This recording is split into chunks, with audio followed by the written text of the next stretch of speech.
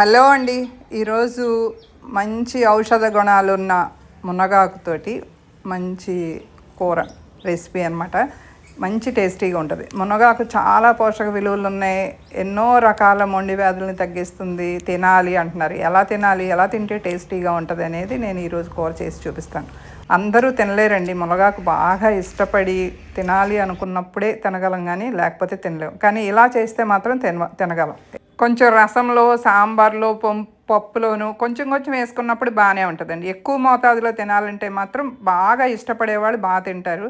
ఇష్టం లేకపోయినా ఇలా చేస్తే మాత్రం తినగలుగుతారు. ఫ్రెష్గా ఉన్న ఆకు లేత తెచ్చుకుని కడిగేసేసి కొంచెం సన్నగా కట్ చేసి పెట్టుకోండి. లేతదైతే కట్ చేయ అవసరం లేదు. ఆయిల్లో ముందు పోపు దినుసులు అన్నీ వేసి ఉల్లిపాయలు కొంచెం ఎక్కువ వేసుకోండి.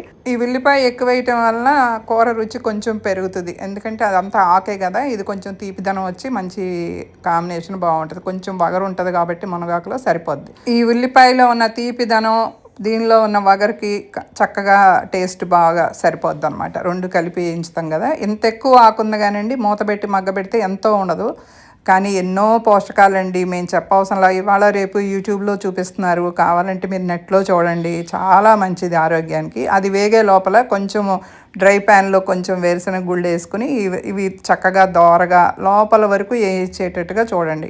అంటే పప్పు లోపల పచ్చిదనం ఉండకుండా చక్కగా సన్నసగ మీద వేయించుకుంటే అప్పుడు మీకు కమ్మని సువాసన, రుచి బాగుంటుంది. కూర కూడా రుచి వస్తుంది అనమాట. ఈ పూర్తిగా చల్లారించిన తర్వాత మిక్సీ జార్లో వేసుకొని కొంచెం జీలకర్ర ఎక్కువైనా పర్వాలేదు.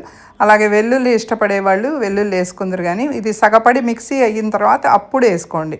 ముందే వేయొద్దు. వెల్లుల్లిపాయలు వేసి మీ రుచికి సరిపడా కొంచెం కారం వేసుకోండి. పచ్చిమిరపకాయలు ఎక్కువ వేస్తాం దానికి, ఎందుకని కారం చూసి వేసుకుని పల్స్లో పెట్టి తిప్పండి. లేకపోతే వెల్లుల్లిపాయలు మరీ మెత్తగా అయిపోయి బాగుండదు. కచ్చాబచ్చాగా ఉంటేనే ఈ పౌడర్ బాగుంటుంది అనమాట. ఈ పౌడర్ వల్ల రుచి పెరుగుతుంది కూరకి.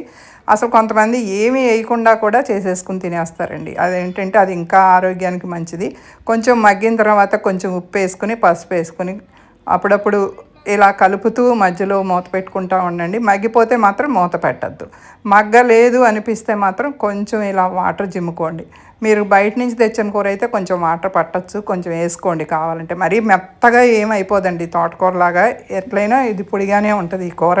పక్కన కాంబినేషన్ మనం సాంబార్, రసం దేనిలో పెట్టుకున్నా తినేయచ్చు. చపాతీలోకి కొంతమంది అసలు మామూలు కూరని గిన్నెలో పెట్టుకుని తినేవాళ్ళు కూడా ఉన్నారు. అంత ఇష్టపడే వాళ్ళు ఉంటారు మునగాకుని.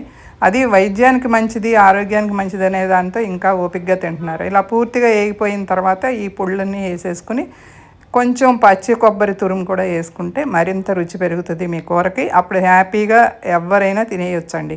ఒకసారి ఇలాంటి కూరలు మనం అలవాటు చేసుకుంటే హెల్త్కి మంచిది. అప్పుడప్పుడు ఫైబర్ అన్ని ఆకుకూరలు లాగానే ఉంటుంది, కాకపోతే ఇంకా 300 రోగాలను తగ్గించే గుణం ఉందంట దీనిలో. మోకాళ్ళ నొప్పులు, కీళ్ళ నొప్పులకి అన్నిటికీ చాలా మంచిది ఈ కూర.